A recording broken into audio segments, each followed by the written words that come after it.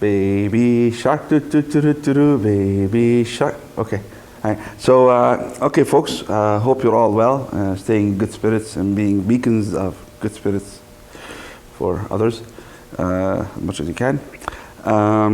We are going ahead with the next unit on interference. Before we talk about double slit interference, double slit apparatus, I'd like to walk you through some basics for interference. You have seen interference in sound, and we had a quiz number, whatever it was, on interference, where you related phase difference to path difference and the importance of path difference in interference. So let me walk you through that again. If I have a source starting here, doing that, and another source starting here, doing this, these sources started out and we call them phase. By the time they got to this point, they were completely out of phase, and phase related to path difference in the delta phi was equal to 2 pi over lambda delta x. In this case, delta x, one path is lambda, the other path is 1.5 lambda. The path difference in this case was 1.5 lambda. I'd like you to pause now and see if you can figure out the phase difference from this between the two waves. You have source S1 here and source S2 there. So please pause now and see if you can calculate this. Hit the pause button. Okay. Kiso, stop the video and get off your device and calculate this phase difference. Okay. So I'm hoping you did stop. This here, delta phi is 2 pi over lambda. Delta x is what? Well, delta x is what? Path P1 is here, and path P2 is here. I'm just reminding you what we've done before. So delta x is P2 minus P1. And in this case, it's 1.5 minus a half, that's 0.5 lambda. So that times, well, lambda over 2, that gives me a pi. This means that these two things are out of phase and I have destructive interference. Right? Where that really comes from in sound is the following. It's not just the phase difference doesn't only come from the path difference. Where does it come from? Well, recall that, let's say you have S is equal to S naught cosine of kx minus omega t plus phi. Okay? Let's say this is S1 and this is S2 equal to S naught cosine of, let's say call this 1, kx2 minus omega t2 plus phi 2. The phase difference is phase 2 minus phase 1, right? This is the phase constant. This is the phase angle. The phase difference is big phi 2 or theta 2 minus theta 1. The phase angle is theta. This phase angle minus that phase angle will give you the phase difference, right? In this case, we're saying that these guys started at the same time, so t is not a problem. And they started out in phase, so this is not a problem. They could have started out of phase, and this could have been here, this could have been there, but doing this, you know, they were doing a dance out of phase, slightly out of phase, completely out of phase. We could have started at different times. So all this, could keep that in mind. All these elements could contribute potentially to the phase difference between two waves, and that in the end, the phase difference dictates the type of interference we have. So for now, we're saying we're keeping t the same for both. We're starting at the same time. We're starting at the same phase. We're both starting at a maximum. The only difference in phase can come from the path difference. Right? Later on, we're going to add something else to it. Not so much t, but phi will be slightly different, and we'll see why. Right? So I just wanted to mention that the phase difference, which dictates the type of interference you have, comes for now only from the path difference. But there are other pathways for it to find its way in to the interference problem.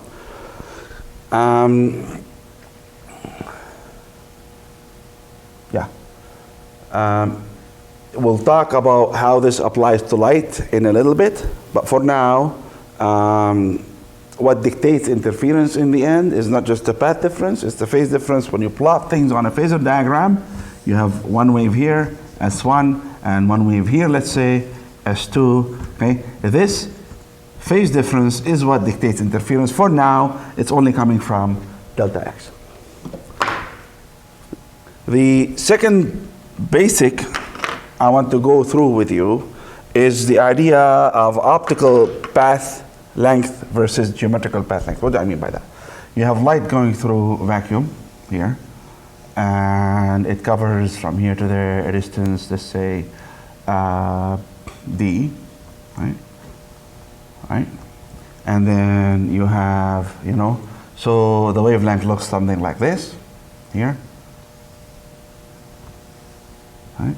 So you have two full wavelengths in this span, and you have another, you know, the same ray going through a block of glass, let's say, right, whereby the index of refraction is a little bit higher. So this is n equals 1 here, and this is n equals, I don't know, 1.5. So if n is equal to 1.5, what do we expect to have? What's going to happen? Well, remember that V in medium of index of refraction n is C over n, right? And the frequency is the same. Frequency is not going to change, so lambda changes, right? So if V is going to drop by a factor n, and V equals lambda f, and f is the same, then lambda is going to drop too. So lambda sub n becomes equal to lambda over n. So lambda, the wavelength of light in a medium of index of refraction n, is the lambda in vacuum divided by n, right? So if this is the case, can you on your own draw a profile of this wave in this segment here, also of length d, but this thing has index of refraction 1.5. So pause the video now, please, right? Pause the video and try to draw the profile of this wave inside here, knowing that lambda has changed by how many wavelengths do I expect to see? Okay, I'm assuming that you did pause and you did do this, right? Please, when I say pause, pause and do the calculation, it'll help. So lambda is dropped by a factor of 1.5, right? So 1.52, what do I expect to see? I expect to see 3 wavelengths in here, right? Well, I can do a better job, I think, with this. Let me draw that again, right?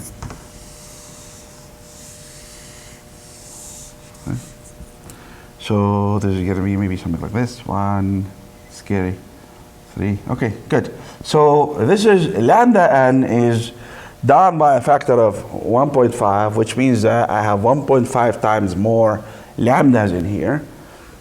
Light going through this medium goes through 3 wavelengths. The same light going through this medium goes through 2 wavelengths. The important thing to remember here is that light distance covered by light, is measured either in terms of the time that it takes to cover the distance or in terms of the number of wavelengths. So while the path here is d, we have something called here optical path, d with an arc on top, and you can see now because of the ratio of the ends from 1 to 2 that d with an arc on top for the same beam is equal to n times d geometrical. This is called the geometrical path, this is called the optical path, and we need to understand the difference between the two.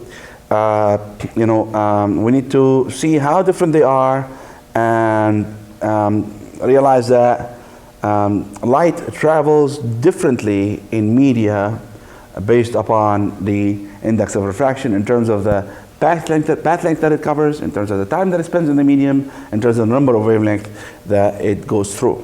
So in this case, the d optical is equal to 1.5 times d geometrical.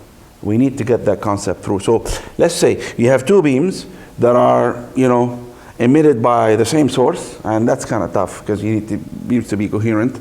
Let's say you're able to split a beam, and that's a good way of having, good way to have. You have a beam that got split somehow, and now you ensure that the 2 parts of the beam are coherent, right?